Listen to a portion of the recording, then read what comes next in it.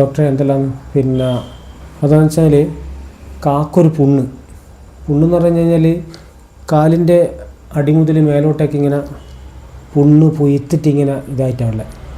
അത് ചിലവ് ഇതെല്ലാം ആയിട്ട് ഒരു വല്ലാത്തൊരവസ്ഥയാണ്. അപ്പോൾ പിന്നെ 2-3 കൊല്ലമായി മെഡിക്കൽ കോളേജിലും പല ഡോക്ടർമാരെയും കാണിച്ച്. അപ്പോൾ മരുന്ന് തന്ന് ഒരാഴ്ച അല്ലെ 2 ആഴ്ചത്തേക്ക് ചെറിയ ഉണക്കമുണ്ടാവും. പിന്നെ ആദ്യം ഇതുപോലെ തന്നെ ഈ ചിലവും അതുതലായിട്ട് ഭയങ്കര പ്രശ്നം ഡോക്ടറെ.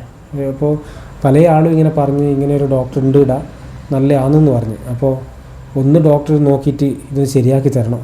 കാരണം കിടന്നുറങ്ങാൻ വരെ പറ്റാത്തൊരവസ്ഥയാണ് ഡോക്ടറെ. ഒന്ന് ഡോക്ടർ ഒന്ന് ശരിയാക്കി തരണം. ഡോക്ടർ അങ്ങനെയൊന്നുമല്ല ഡോക്ടറെ കാര്യങ്ങൾ. ഇവർ ഒരുപാട് ഡോക്ടറെ കാണിച്ചിട്ടുണ്ട്. പക്ഷേങ്കിൽ ഇവർ വെള്ളടി ആരും പറഞ്ഞിട്ട് നിർത്തുന്നില്ല. നിങ്ങളത് പറയണ്ടേ? നിങ്ങളത് പറഞ്ഞിട്ടില്ലല്ലോ.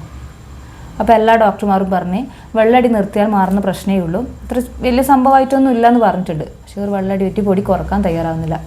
അപ്പോൾ അതുകൊണ്ട് ഡോക്ടറെ പിന്നെ കാലിൻ്റെ പ്രശ്നം അത്ര പറയാൻ മാത്രമൊന്നുമില്ല. അപ്പോൾ ഈ വെള്ളടിയാണ് കാരണം. എല്ലാ ഡോക്ടറെയും കാണിച്ചിട്ട് മരുന്ന് വീട്ടിൽ കൊണ്ടേക്കും, മരുന്നിന് പകരം ഇവർ വെള്ളടിച്ച് നടക്കുകയെന്ന്. വെള്ളടീൻ്റെ പ്രശ്നം മാറിയാലേ ആ സംഭവം മാറും. അത് അത്രക്ക് പറയാൻ മാത്രമുള്ള പ്രശ്നമൊന്നുമില്ല ഡോക്ടറെ. വേറെ വെള്ളടി എങ്ങനെയെങ്കിലും മാറ്റി കിട്ടണം ഡോക്ടർ. അതിന് വേണ്ടി എന്തെങ്കിലും ഒരു പരിഹാരം ചെയ്യും.